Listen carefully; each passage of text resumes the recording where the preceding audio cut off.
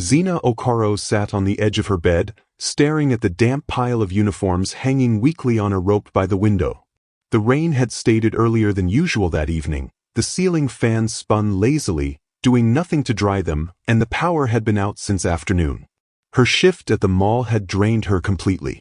12 hours on her feet, repeating the same greetings until her voice went hoarse. Her legs ached. Her throat was dry. And her pocket was lighter than she cared to admit. Salary came late. Bills never waited.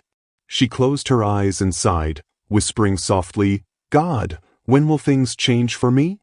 From across the hallway, muffled laughter and faint music spilled out from Nancy Cole's apartment.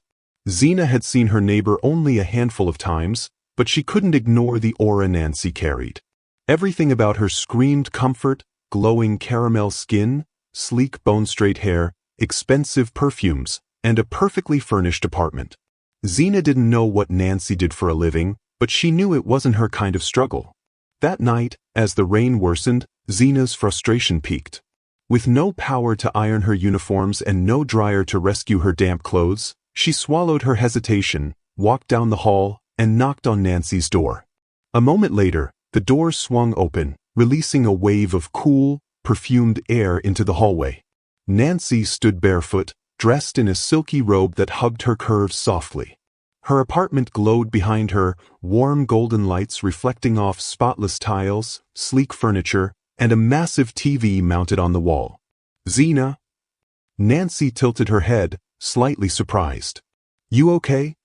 Zina bit her lip, embarrassed. "My uniforms, they're wet. I was wondering if I could, maybe use your dryer and iron. Please?" Nancy smiled faintly and stepped aside. "Come in." Zina hesitated only a second before entering, and her jaw nearly dropped. The place looked like a magazine spread. A chandelier hung over a glass dining table set with white orchids. A gold-framed mirror leaned against the wall. The air smelled of vanilla and something richer, unfamiliar. She turned slowly, taking it all in, before blurting softly, "Wow. Nancy, your place is beautiful. I didn't know you were married." Nancy laughed lightly, brushing her long weave behind her ear. "I'm not married." Zina frowned slightly, confused. "Then how?" Nancy waved a hand dismissively. "I work in marketing. Sales advisory. High-end clients." She leaned casually against the counter, sipping from a tall glass of wine. "You know, I chat with clients online, meet some of them in person, secure deals, close contracts. Easy money." Zina's brows lifted slightly, a flicker of admiration in her eyes. "Just like that?" Nancy smiled, swirling her wine lazily. "Just like that." That night, Zina left Nancy's apartment with her uniforms freshly dried and neatly pressed, but something heavier clung to her thoughts. She couldn't stop replaying the image of Nancy's apartment. The comfort, the cool air, the quiet luxury. The thought of escaping her tiny room and endless shifts at the mall wouldn't leave her. The next evening, she knocked again. Nancy welcomed her with an easy smile. Soon, they began talking more about skincare routines, perfumes, and networking opportunities. Zina was drawn in, fascinated by the ease in Nancy's life, the confidence in her voice, the effortless way she seemed to navigate the city. Then one night, over a bottle of chilled white wine, Nancy leaned closer and said softly, "Zina, you know, you don't have to struggle this hard. You're beautiful, smart, and young. There are better ways to live." Zina paused, glass halfway to her lips. "Better ways?" Nancy studied her face carefully, lips curling into a subtle smile. "The kind of money you make from standing 12 hours behind a counter? I make that in one night." Zina blinked, stunned. "Doing what exactly?" Nancy set her glass down, leaned back, and crossed her legs slowly. For a moment, silence filled the room except for the hum of the AC. Then she said it, calm, unapologetic. "I'm an escort." The word hung in the air, heavy and sharp. Zina stared at her, the glass still in her hand, her heart pounding against her ribs. She wanted to laugh, to call it a joke, but Nancy's face didn't move. "You mean?" Nancy leaned forward, resting her elbows on her knees, her voice low and steady. I decide who I see when I see them and what happens. No stress, no begging. My rules. My price. No man controls me. I control everything.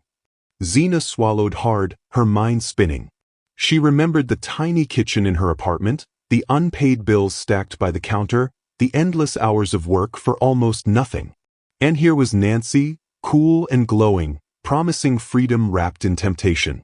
That night, Zina lay in bed staring at the ceiling, wide awake long after the rain had stopped. Outside, the city hummed softly, but inside her chest, her heart raced like a drum. Because for the first time, she was imagining a different life. And she didn't know it yet, but that rainy night would change everything.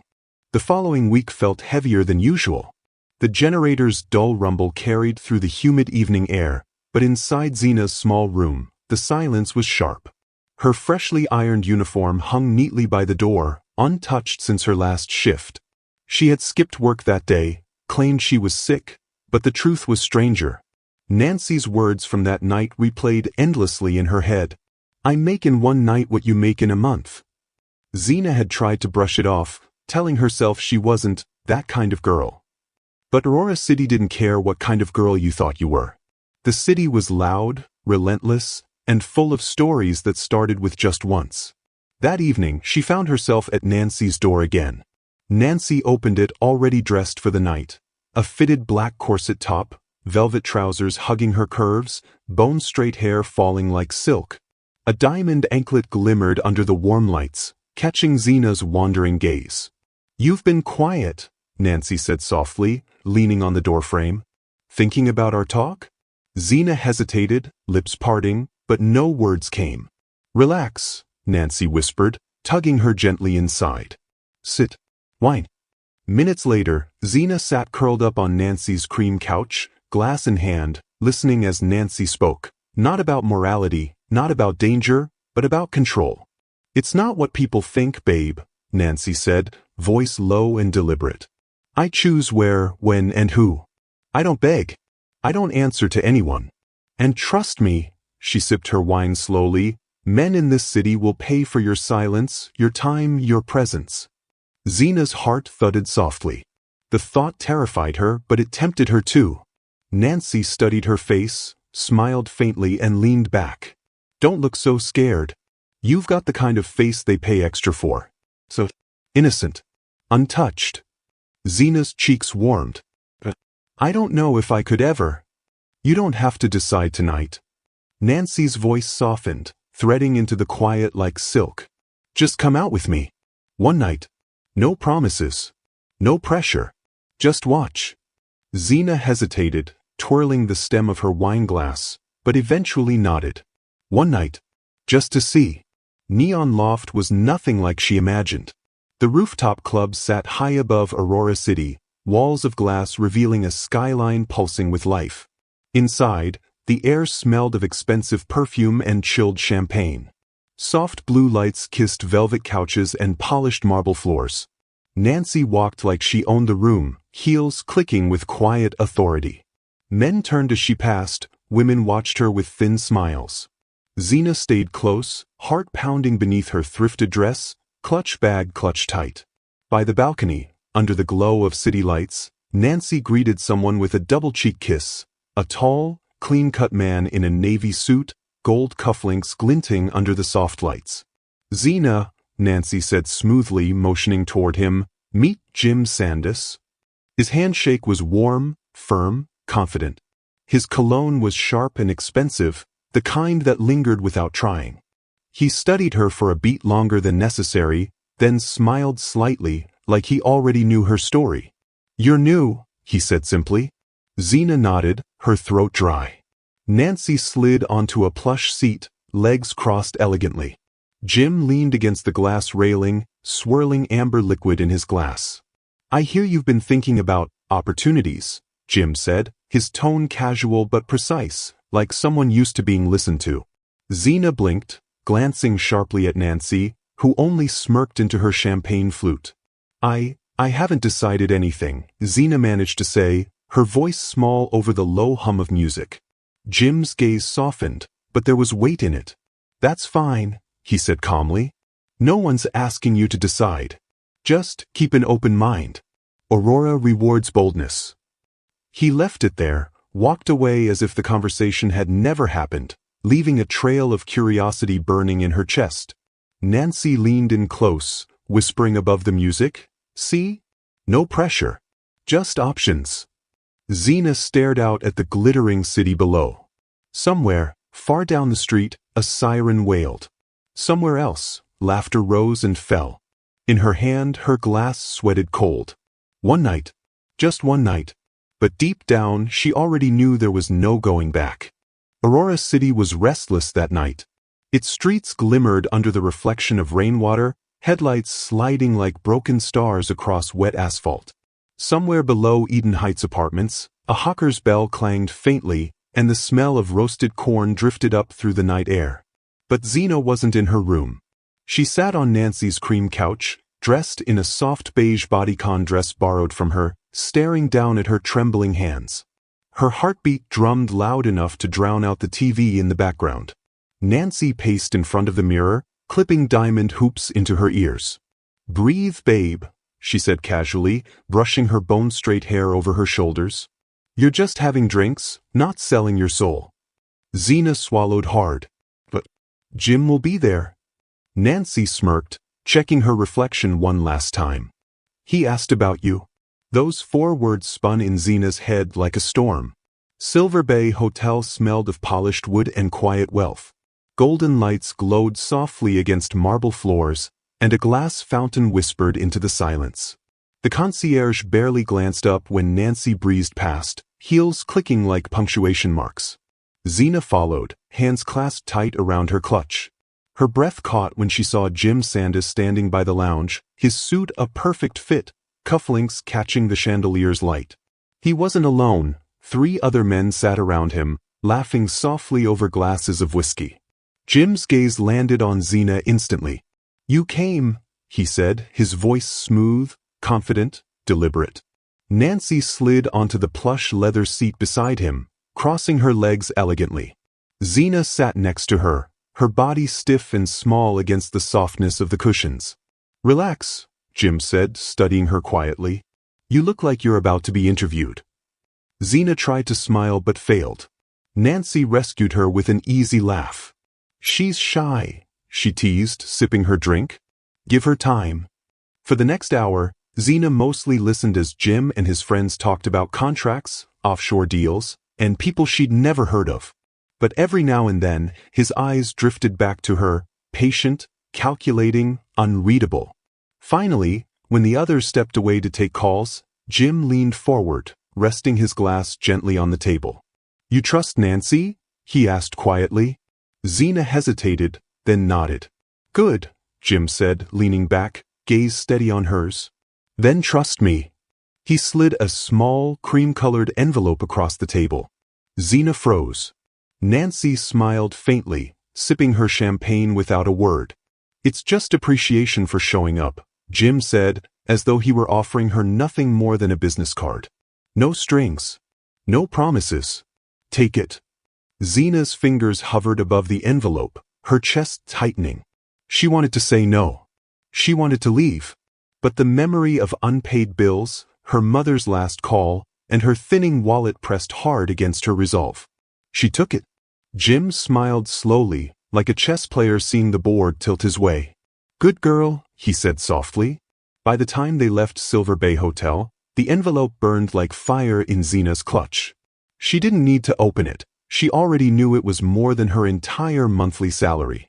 Back at Eden Heights, she locked her door, sat on the bed, and stared at the cash. Her hands shook as she counted it, then stopped halfway, pushing it aside like it might bite her. Nancy appeared in the doorway, leaning against the frame with a knowing smile. "Feels good, doesn't it?" she said. Zina shook her head. "It feels wrong." Nancy chuckled softly, stepping into the room. "Wrong doesn't pay bills, babe." Zina dropped her face into her palms, torn between relief and dread. For the first time in months, she wasn't thinking about bills. But somewhere deep inside, a small voice whispered that she'd just taken the first step, and she couldn't turn back now. Aurora City glittered at night, But Zina had stopped noticing. The bright lights, rooftop bars, and noisy traffic blurred into the background these days. Her life had shifted into quiet routines she couldn't explain to anyone, days at Kingsway Plaza pretending nothing had changed, and nights she barely remembered, drifting through places she'd only seen on Instagram. But tonight felt different. Tonight, the trap was closing. It started at work. Kobe Nwobi called her into his glass-walled office again, his crisp shirt perfectly pressed, sleeves folded to his elbows like a man who handled things personally. "Zina," he said evenly, gesturing for her to sit. "We need to talk." Her palms dampened instantly. "I've been getting reports," he continued, his voice calm but sharp. "Late shifts. Missed deadlines. And yet," his eyes drifted briefly to her silk blouse and the designer bag resting on her lap, "you suddenly look upgraded." Zina forced a nervous smile. "Just managing, sir. Saving here and there." Kobe leaned back slowly, folding his arms. "I don't care how you spend your money. But I do care about focus. Don't make me regret putting you on this team."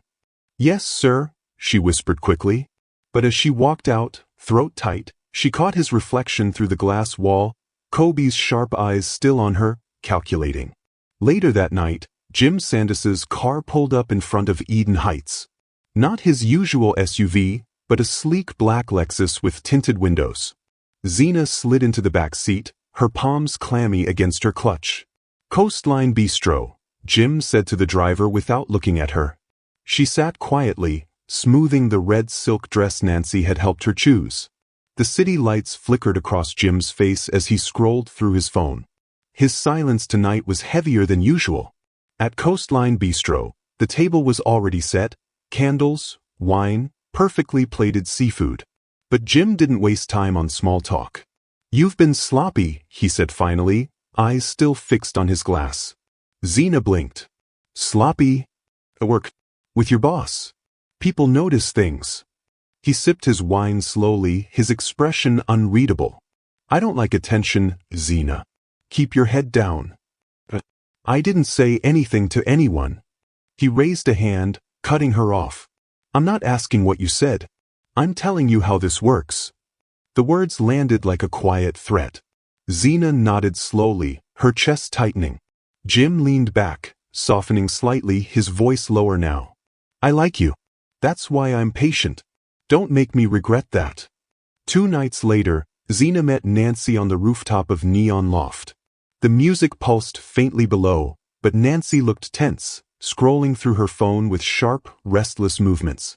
"What's wrong?" Zina asked, sipping her drink. Nancy sighed, lowering her voice. "One of Jim's guys got picked up last night." Zina's hand froze around her glass. "Picked up? By who?" Nancy glanced around, leaned closer, and whispered, "Inspector Ada. Serious Crimes Unit. She's been watching Jim for months." Zina's stomach dropped. What does that mean for us?" Nancy smirked faintly, but there was no humor in it. "For me? Nothing. I know how to stay clean." Then her gaze sharpened. "For you? You need to be careful." Zina barely slept that night. Every time she closed her eyes, she saw flashing police lights reflected on wet asphalt. The next week, her fear became real. She was locking up the store at Kingsway Plaza when 2 officers walked in, flashing ID cards. Behind them stood a woman in a dark blazer, her natural hair cut low, her sharp gaze sweeping the room like a scanner. "Zina Okoro?" the woman asked, her voice calm but commanding. "Yes?" "I'm Inspector Ada," she said, flipping open her badge. "We're investigating financial transactions connected to a Mr. Jim Sandas." Zina's blood ran cold.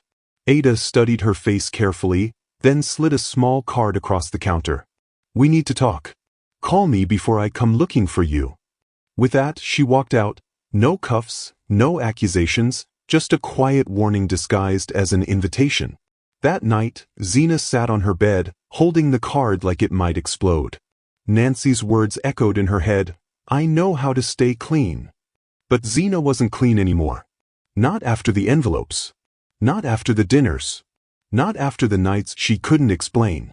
Her phone buzzed suddenly. It was Jim. Harbor Bridge. Tomorrow night. No excuses. Her breath caught in her throat. For the first time, she felt it fully. She wasn't just in Jim's world anymore. She was trapped inside it. Aurora City never truly slept, but tonight, its heartbeat felt faster. From her window at Eden Heights, Zina watched the skyline glitter faintly under the humid night air. Somewhere in the distance, a siren wailed, and for the first time, she wondered if it was coming for her. Jim's message burned on her phone. Harbor Bridge. Midnight. No excuses. The air at Harbor Bridge was damp with salt and tension. Zina arrived in Nancy's car, her hands clasped so tightly her knuckles ached. Nancy drove in silence, her bone-straight wig perfectly laid, long nails tapping the steering wheel in slow, steady beats. You sure about this? Nancy asked finally, glancing at her. Zina swallowed hard. I don't have a choice. Nancy smirked faintly, shaking her head. There's always a choice, babe. Just make sure you're choosing right. Jim stood near the railings, hands buried in the pockets of his fitted navy suit. The soft city lights reflected off the water, throwing fractured shapes across his face. You've been talking to people, he said quietly. Her stomach dropped. I haven't. Don't lie to me, Zina. His voice was calm, but it carried the kind of danger that made her chest tighten. Nancy stepped forward, smooth as glass. She hasn't said a word, Jim. You're paranoid. Jim ignored her, stepping closer to Zina until his cologne wrapped around her like smoke. Inspector Ada came to Kingsway Plaza, he said, his voice low. I know. Zina froze, throat dry. You want to survive? Jim whispered. Stay close to me. Don't answer her calls. Don't open your mouth. Then he turned abruptly and walked away, his words hanging in the heavy night air. 3 days later, everything exploded. Kingsway Plaza was chaos. Rumors spread like wildfire, whispers of Jim Sandas under federal investigation, frozen accounts, missing files. Zina sat frozen at her desk, hands cold against the keyboard, when Kobe called her into his office again. He closed the blinds this time. Zina, he said, his voice clipped. 2 officers came here today asking for your payroll details. She looked up sharply. What? Kobe leaned against his desk, folding his arms. If there's something I should know, now's the time to say it. Zina shook her head quickly, blinking back tears she couldn't explain. I swear, I haven't done anything. Kobe studied her silently, then sighed deeply, pinching the bridge of his nose. You need to be careful, Zina. Aurora eats people alive. Don't become one of them. That night, Inspector Ada called. Her voice was calm but firm. We know you've been at Silver Bay. We know about the envelopes. And we know Nancy introduced you to Jim. Zina sat at the edge of her bed, trembling. I didn't do anything illegal, she whispered. Ada's voice softened slightly. Not yet. But if you stay close to him, you will. Help us, Zina. Help yourself. Zina said nothing, gripping the bedsheet until her knuckles whitened. 2 nights later, Neon Loft glimmered under soft blue lights again. But tonight, the laughter was hollow. The champagne wasn't as sweet. And for the first time, Nancy looked nervous. Jim called, she said quickly, sipping her drink. He wants us at Silver Bay Hotel tomorrow. No explanations. Zina frowned. What's happening, Nancy? Nancy hesitated, her perfect composure cracking for the first time. I didn't want to tell you, but Jim's been moving money through my accounts. Zina's jaw dropped. What? Nancy leaned closer, whispering fiercely, I thought I was in control, babe. I thought I was untouchable. But if he goes down, we both go down. Zina's stomach twisted. Everything she thought she knew about Nancy, the control, the glow, the perfect life, shattered in one breath. The next night at Silver Bay Hotel, the trap snapped shut. Zina walked in with Nancy, heart pounding, heels clicking softly against marble. Jim sat at the head of a long table, 2 phones in front of him, laptop open. But before anyone could speak, the doors burst open. Jim Sandas. Federal Crimes Unit. The room erupted into chaos. Officers stormed in, guns drawn, commands flying. Jim shot to his feet, fury flashing across his face, but it was over before it began. He didn't resist, just stared at Zina, his expression unreadable as they cuffed him and led him out. Nancy clutched Zina's arm, trembling for the first time since they met. "Don't say a word," she whispered shakily. "Not one word." Hours later, Zina sat inside Marina Court, palms damp against the cold wooden bench. Inspector Ada paced in front of her, placing a recorder on the table. "You can go down with them," Ada said quietly. "Or you can start over." Zina looked up slowly, tears glistening in her tired eyes. "I just wanted a better life," she whispered. Ada's gaze softened briefly, but only for a moment. "Then fight for it. Right now." Zina nodded slowly. And for the first time in months, she chose herself. 2 months later, the sun rose gently over Eden Heights apartments. The air was still, the city quieter than usual, and Zina sat by her window in a simple t-shirt, sipping tea. The new phone was gone. The wigs were gone. The dinners, the wine, the chaos. Nancy had vanished. No one knew where she ran. Jim was awaiting trial. And Zina was learning to breathe again. Outside, Aurora City still glittered. Still whispered promises. Still demanded sacrifices. But this time, Zina knew better. The city had not changed. But she had.